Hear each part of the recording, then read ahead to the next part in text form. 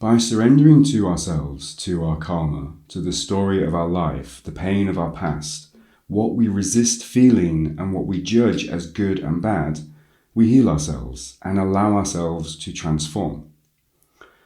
For some people, the idea of surrendering to our karma, to what we deserve, to the pain of our lives is terrifying.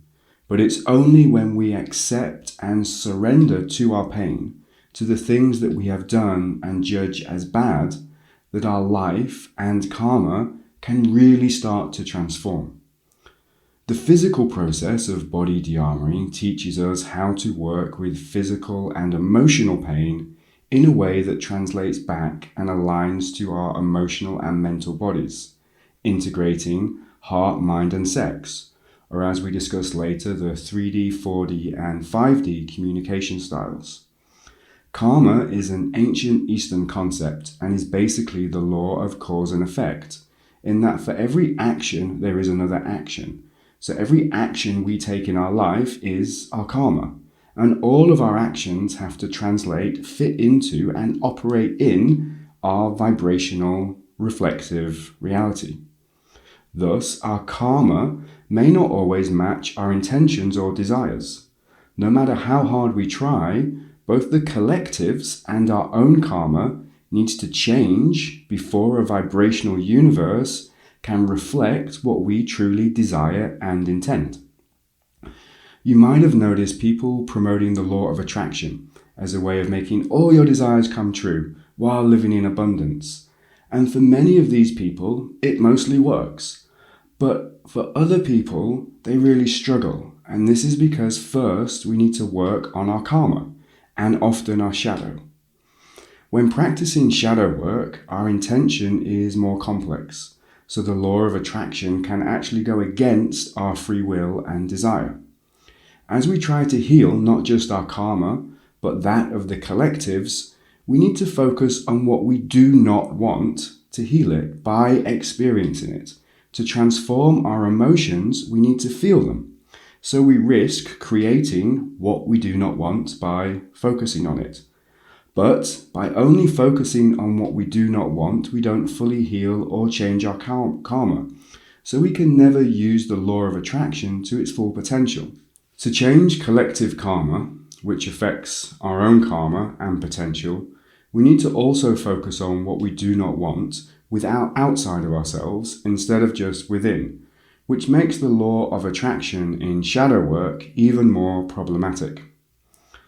Both ways are important, and we need to be capable of using both shadow work and the law of attraction to affect and change our karma while making the unconscious conscious and achieving self-mastery. The best advice I can give when looking at and healing your shadows, thus your karma, is to make your intention more powerful than your word.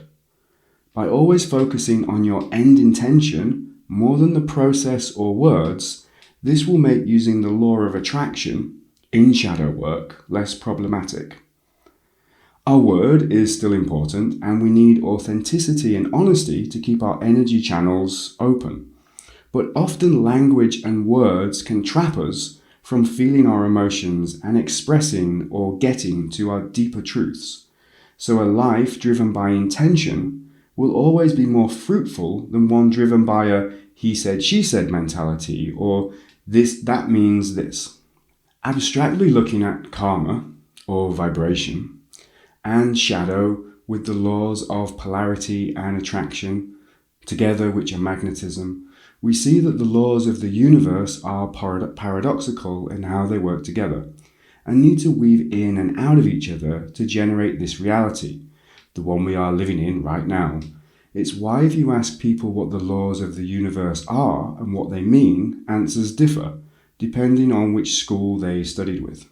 In a vibrational reflective universe, either like will attract like, the law of attraction, or like will repel like, the law of polarity.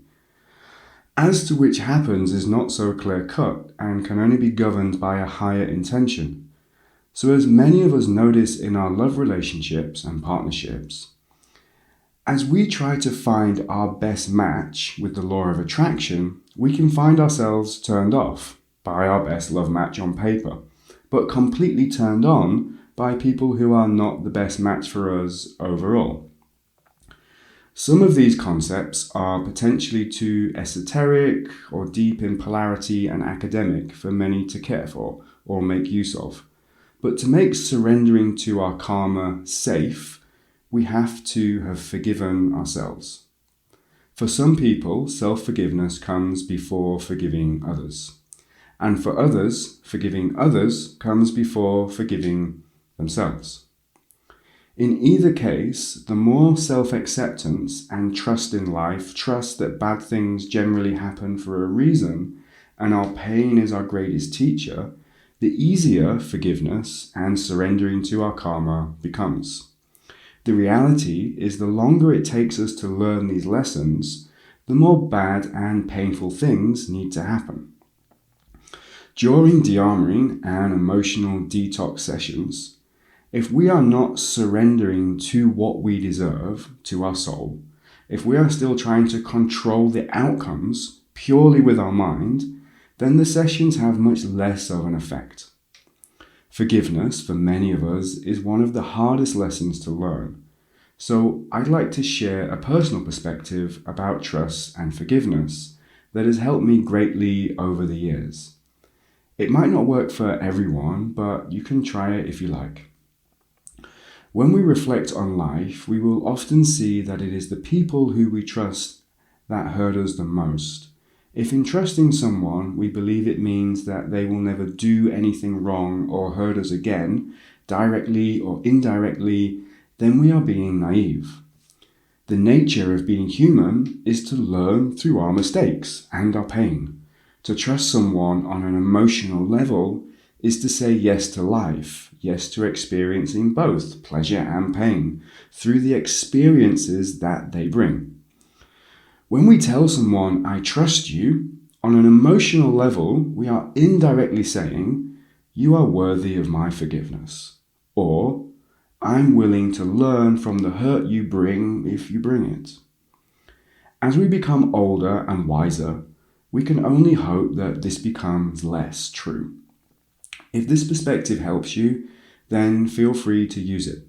Just remember that it's one perspective, a partial truth.